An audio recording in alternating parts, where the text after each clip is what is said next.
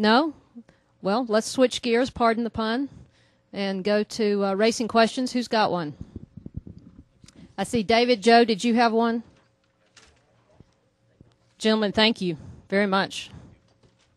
Yeah, Jeff, David Newton, ESPN.com. Kind of to follow up what you asked earlier about the 33. If a car can pass here on Sunday and then fail by Wednesday, do you think there are other cars in the garage that are probably illegal, and you think maybe, especially during the chase, all 12 chase cars maybe should go back?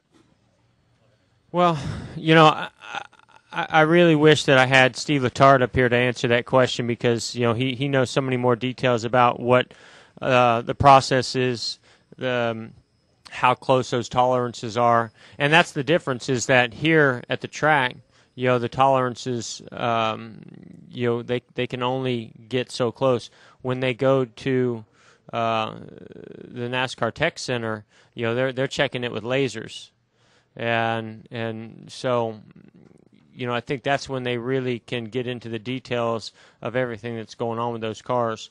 All I can tell you is that since they've started that process, it's made it a whole different ball game and a whole different process of inspection and how you build your cars.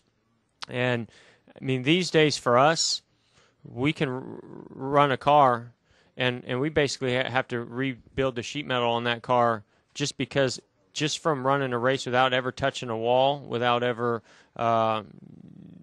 being hit by the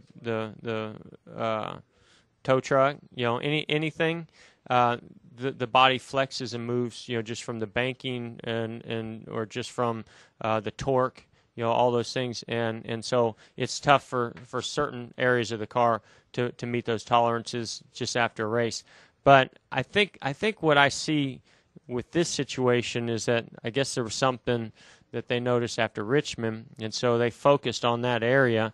And if you notice, these cars nowadays, they're going down the straightaway sideways, and so we've obviously learned that putting a lot of side force and twisting. We used to twist the bodies. Now we're just trying to run the car sideways through the toe of the rear end housing. How we set up the straight line from front to back to basically run the body sideways on the car. And that's all legal, and we've all figured out how to do that within the rules. But because you realize that that's helping the car, then you want to push everything, max it out to figure out how to get even more side force, more down force. And so there's no doubt that that's going to push everybody in the garage area to try to find out where that limit is. And I'm not sure if that's what happened with the 33. I really don't want to speculate. But there's no doubt that this is racing, and teams are always trying to find an edge. So I wouldn't be surprised, if they don't take every car every weekend. So it's hard to say how many would pass and how many would fail. Joe?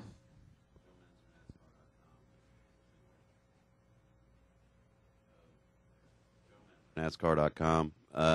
Jeff, is it working? Yeah, I hear you. Okay, I'm sorry.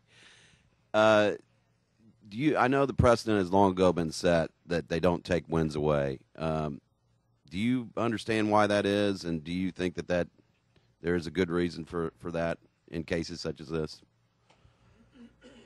I'm sure there is a good reason. I don't know what it is, though. I'm not really sure. I mean, in my opinion, taking the points away is you might as well take the win away. But I don't know if I've ever asked that question before, to be honest with you. I try to stay pretty clear of any discussions that have to do with points, fines, wins taken away. Those are not usually conversations I have with them. Well, do you agree with it? Do you agree that the wins should stand in a case like this? There's still an appeal process going on. So, I think that at this point, who knows what's going to happen. But I don't know. I've just kind of felt like this is the process that we go through. This is what we know goes on in our sport, and that's just the way they do it. Do I agree with it or disagree with it? Gosh, I mean, I don't know, and I really don't know. I'd have to think about it a little bit more. But like I said, I mean, in my opinion, they've already taken the win away. So I'm sure if you asked Clint, he'd probably say might as well, because the penalty certainly is very extreme, and I don't know. I mean, it seems to me like there should at least be an asterisk next to the win. We'll go up front, and please use the microphone there. Go ahead. Hey, Jeff. Don Harrison with ABC in Baltimore. You've been around and seen the fan base change in NASCAR, and the fastest-growing demographic now is women. Tell me how you've seen the change over the years, more women being involved, both in the racing and viewing.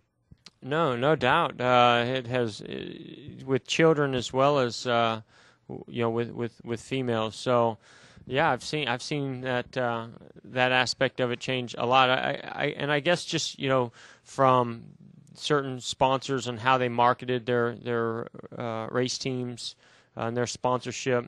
And I think back to Procter and Gamble with Tide, years ago, and I think that obviously they must have done their research and found out that there were more women watching than what we thought, and I think through sponsorships like that, it has continued to grow, and I know that I do events all the time, and I'm amazed at how many females there are at those events who are avid NASCAR fans, and that's certainly not something that I saw a lot of when I first started, and it's definitely something that's continued to grow over the years, and it's fantastic.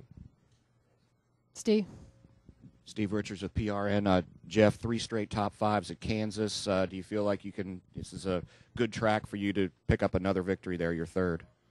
I didn't know that, 3 straight top 5s, but I like Kansas. I know that. And I feel like our mile-and-a-half program is really strong this year. When I look at the 10 races in the chase, Kansas is one that stands out at one that we're looking forward to going to. We ran well at Chicago, and it's probably the closest track to Kansas on the circuit. And I just feel like, other than Charlotte, I feel like we've been really good on the mile-and-a-halfs this year.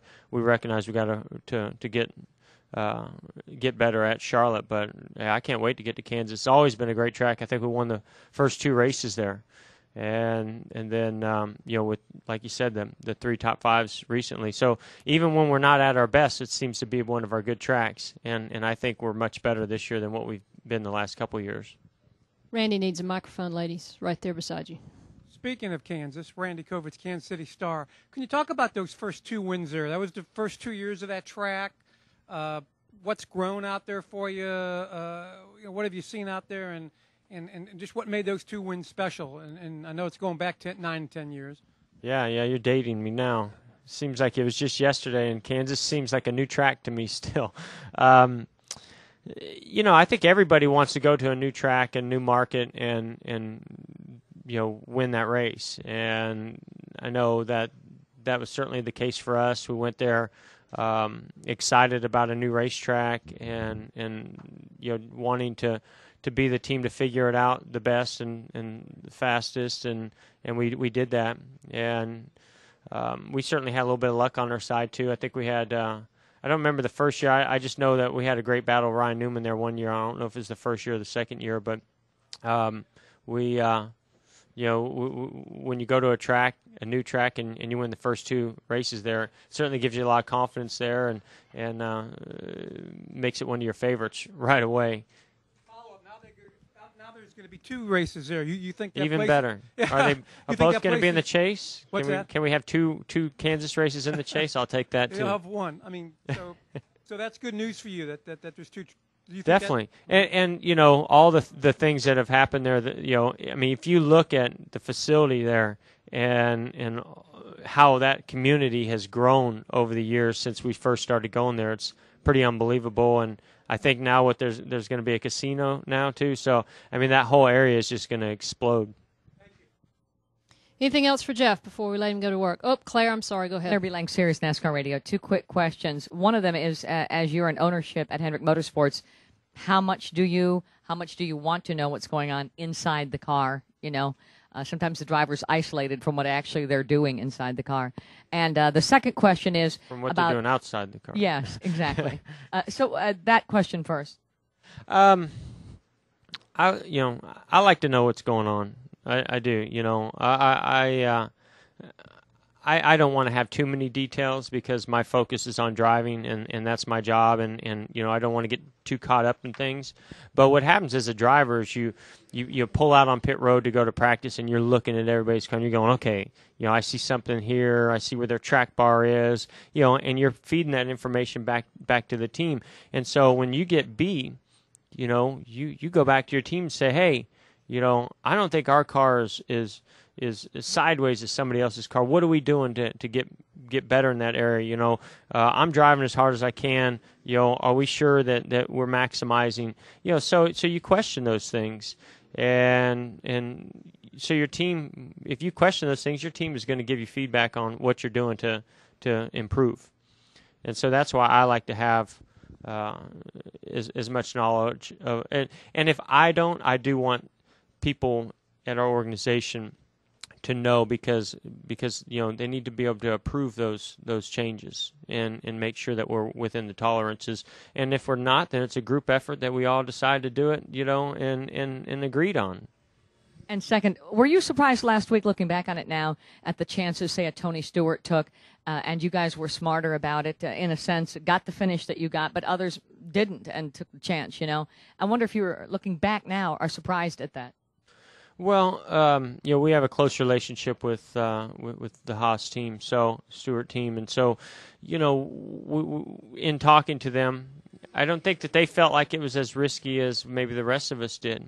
For us and our fuel mileage numbers that we had, there was no question that we couldn't make it or even come close.